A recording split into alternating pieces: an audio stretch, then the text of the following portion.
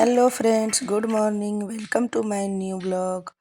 कैसे हो आप सब? आई होप आप सब अच्छे होगे, खुश होगे।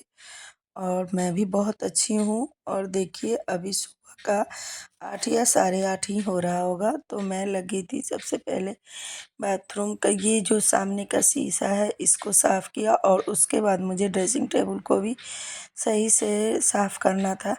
वैसे तो ये गंदा नहीं था, क्योंकि हमेशा हम लोग यूज करते हैं तो थोड़ा बहुत हाथ तो मारते ही रहते हैं। मगर इसका जो शीशा था ना, उस पे मेरे बेटे की कलाकारी थी, उसने कुछ कुछ कर दिया था, तो थोड़ा सा वो धुंधला जैसा हो गया था।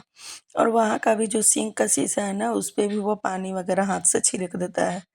तो बच्चे तो इस तरह के छोटे छोटे नटखट वाली काम करते रहते हैं। तो बस उसी के लिए मैं इसको क्लीन कर रही थी, जो प्रॉपर दिख सके। अब देखिए बिल्कुल क्लीन हो चुका है, तो बस कॉलीन मार के और अच्छी तरह से रगड़ दो।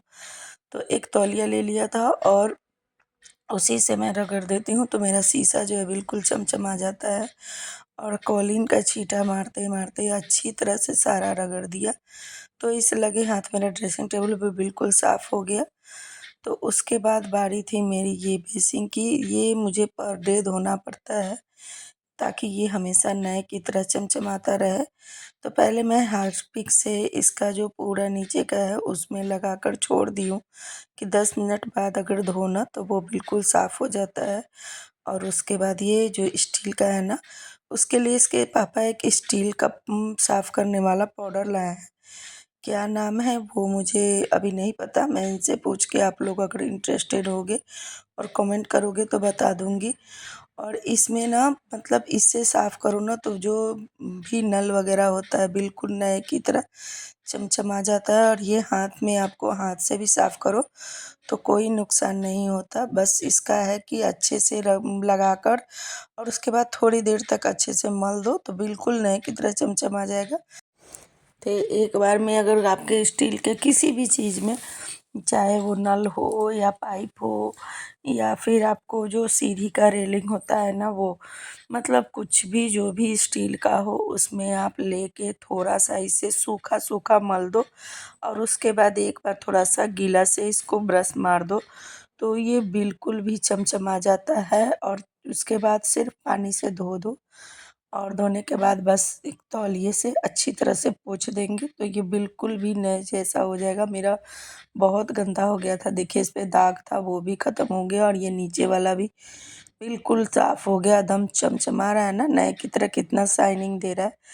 तो ऐसा है कि इस पे कुछ भी दाग रहता है वो भी छूट जाता है। तो उसके बाद उधर मैंने कपड़े का एक लोड लगा दिया था, और उसको, और जब तक वो लोड चल रहा था तब तक मैं इधर आ गई थी बाथरूम का भी नल सब साफ़ करने के लिए। तो आज मुझे दोनों बाथरूम का नल वगैरह भी साफ़ करना था, क्योंकि ये जो है ना, इस पे रोज़ रोज़ यूज होता है और पानी के छींटे वगैरह पड़ते हैं ना, तो उसी का दाग हो जाता है।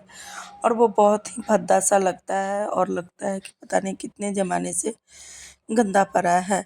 तो इसलिए मैं सारे नल को आज अच्छी तरह से इसी स्टील वाले पाउडर के रगड़ रगड़ के सबको चमका दे रही हूँ, ताकि ये बिल्कुल नए की तरह हमेशा बना रहे। तो देखिए मेरा सारा का सारा नल जो है बिल्कुल भी साफ़ हो गया है, बाथरूम का भी। और अब मैं इसको भी कपड़े से अच्छी तरह से रगड़ रगड़ के पोंछ दूँगी, तो बिल्कुल इसमें शाइन जो होता है ना नए का, वो भी आ जाता है। ये नहीं है कि बस सिर्फ साफ़ होता है, शाइनिंग भी आ जाती है। इतने में मेरा जो फर्स्ट लोड मैंने लगाया था वो बिल्कुल हो गया है। तो मैं इधर आ गई थी और इस कपड़े को निकाल कर जो दूसरा लोड है मुझे सुखाने का, धो तो मैं ली ही थी पहले ही, तो उसको सुखाना ही था सारे कपड़े को अब बचा हुआ। तो बस दूसरा लोड भी साथ के साथ लगा दे रही हूँ, ताकि ये भी सूख जाए। और कल थर्सडे है, तो कल जो है सो मैं कपड़े धोती नहीं हूँ थर्सडे को, वीरवार को। तो जो भी धोना है मुझे आज ही धो देना था, तो उधर मैं सूखने के लिए लगा दी। और उसके बाद अब गई थी दूसरे वाले बाथरूम में, तो उसको भी साफ़ करने के बाद बाथरूम वगैरह साफ़ किया, तो बाल धो के नहाना तो बनता ही था। तो बाल धोकर नहाने वगैरह के बाद आ गई थी बाहर थोड़ा धूप लेने के लिए। वैसे तो आजकल का धूप जो है बहुत कड़ा होता है, बिल्कुल भी रहा नहीं जाता। मगर जब नहाओ ना तो थोड़ी सी ठंड लगती है, तो 1-2 घंटा रह लो तो फिर मन फ्रेश हो जाता है। तो बाहर आई तो देखा मेरे ये कुछ पौधे जो हैं बहुत मुरझा रहे थे, अपराजिता का पौधा। तो सोचा कि आज इनके जो भी सूखे डंठल वगैरह हैं सबको काट के निकाल देती हूँ और इनको मिट्टी की भी गुड़ाई करके इन्हें फिर से सभी को एक जगह करके रख दिया।